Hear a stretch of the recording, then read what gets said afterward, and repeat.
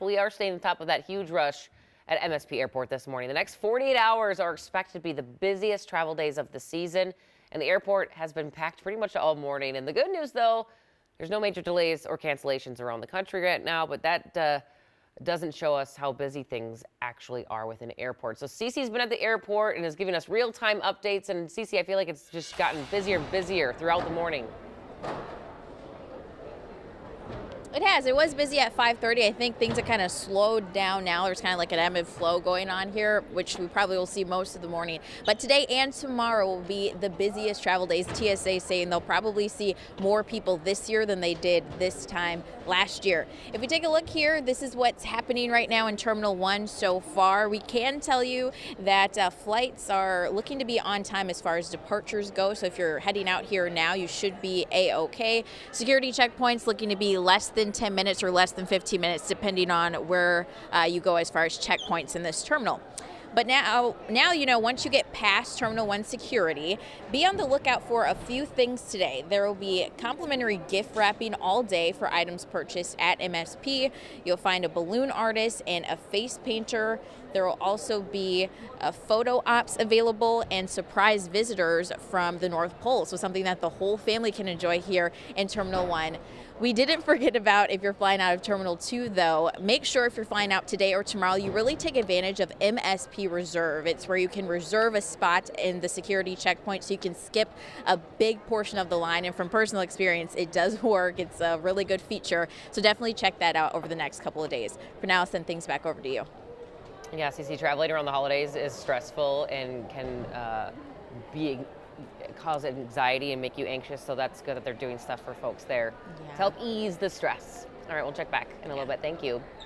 And hey, before heading out to the airport, they recommend booking a parking spot on their website in advance. And we just refreshed our page. You can see the lot at Terminal 1 is 30% full. At Terminal 2, it's 39%, and the quick ride ramp is 39% full as well. There's plenty of space if you book now, but of course that can change as we inch closer to the holiday.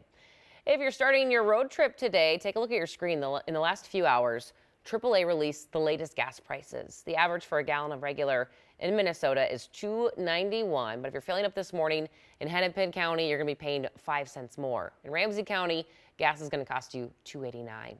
If you're going to be going to Wisconsin, gas is cheaper there. The average is just $2.76 for a gallon, which is 15 cents cheaper than in Minnesota and 36 cents less than the national average. Turning now to a story we've been following all week with an update. A man is now facing charges after a deadly shooting in southwest Minneapolis earlier this week. 50-year-old Johnny Brown is charged with second-degree murder and illegal possession of a firearm in the death of Keisha Moore. Police say Brown was the victim's live-in domestic partner and shot Moore Sunday at her Linden Hills apartment building. The 43-year-old woman died at the scene. In the last 19 hours, the Minneapolis Police Department launched a new survey tool that could give them a better understanding of public attitudes towards law enforcement. The survey is powered by the tech company ZenCity and is already used by departments across the country. You're going to see it pop up on your phone in digital ads on news websites, social media platforms, and even other apps. Our officers are constantly responding from call to call, and seldom do they have time to slow down and have conversations with residents about day-to-day things. I do believe that these community surveys will help fill in that gap. The survey includes questions like, do the police in my area treat everyone fairly, and do they treat local residents with respect? They're hoping this opportunity for real-time anonymous feedback will help them better allocate resources and make good on terms of the settlement agreement with the Minnesota Department of Human Rights earlier this year.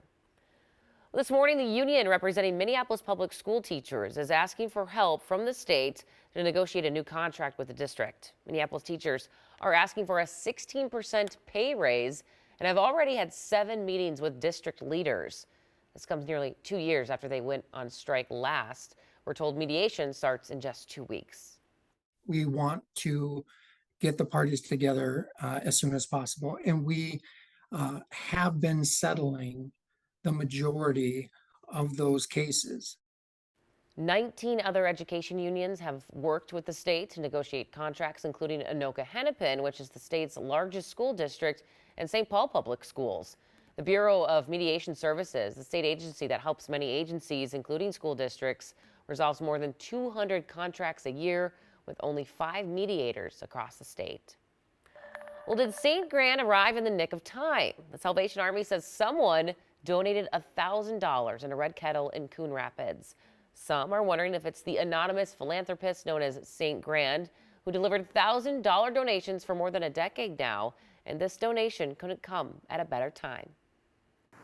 I'm Gordon Severson. It has been a challenging year for a lot of nonprofits in our area when it comes to donations, including the Salvation Army here. Directors tell me they're down about $700,000 compared to last year, but a majority of their donations actually come in during the last 2 months of the year, with a significant portion coming in the last 2 weeks of the year. So there is still time to donate, and they are hoping for a little boost here in the last couple of days of 2023 to hopefully close that gap. There are also some opportunities to do some bell ringing. The last day to do bell ringing is Saturday, December 23rd. Directors tell me that you can sign up online and find a spot in your community, and you can literally be out there bell ringing 10 minutes later. So if you're a procrastinator, there are still opportunities out there to give back to your community. 3 schools in danger of closing in Rochester will stay open after all. It's thanks to a big donation from one of the biggest names in the city. The school district said they got a $10 million donation from the Mayo Clinic to keep the schools open. It comes less than a month after announcing a shortfall would force closures, along with cutbacks to programs and transportation.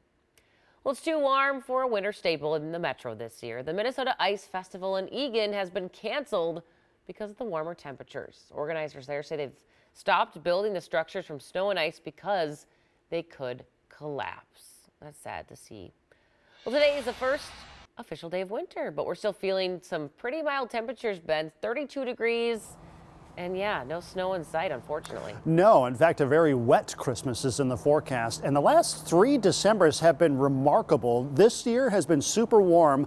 Last year, remember the days leading up to Christmas, we had sub-zero temperatures. And the year before that, 2021, we had over a dozen tornadoes in the state on December 15, 2021. So it's been a little give and take, to say the least. So we'll be in the 40s the rest of this week as far as our high temperatures go.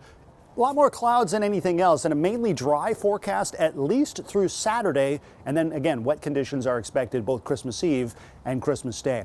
32 degrees right now, as Alicia mentioned. Southeast wind is a little bit more noticeable today. I can hear some trees rustling here in the background between about 5 and 15 miles per hour. So we do have wind chill values that are feeling like it's in the mid-20s, but overall, can't complain. It's a pretty mild start, all things considered. A lot of cloud cover here. Some flurries from the, say, International Falls towards Lake of the Woods. But backing things up, it's pretty much the only game in town. We will see more clouds and sunshine today, but not much will be falling from those clouds, at least yet. Now, there is a weak system that'll slip down to our south as we head into tomorrow. A lot of low-hanging clouds for your Friday morning, maybe some patchy areas of drizzle, so you might have to use the first setting on your windshield wipers early tomorrow, but that's about it. Dry on Saturday, then we watch the storm system move out of the Rockies. This is a very slow-moving and very wet storm system. Certainly, by seasonal standards, it's some of the wettest conditions that we expect this time of year. This is Sunday, and during the afternoon, a lot of rainfall moves into the state. Maybe far northwestern Minnesota might see some snowfall, but here on the metro and surrounding communities, we are looking at an all-rain event that's both on Christmas Eve and on Christmas Day. Wet conditions continue into Monday of next week, and it's not until Tuesday that's when things finally start to shift as the system moves away from us, colder air starts to spill in, and yes, the potential at transitioning to a little rain-snow mix. That again wouldn't happen until after the holiday is over. Here's your 7-day forecast. Temperatures continue to climb until Christmas Eve and then falling back into the 30s by next Wednesday and Thursday. Alicia? Ben, thank you. The options for in-flight entertainment are growing at 625. We're connecting the dots on why those choices have a bigger impact on your travel than you may think. First, though, a U of M professor and his invention are attracting national attention. How his invention ended up in Time magazine.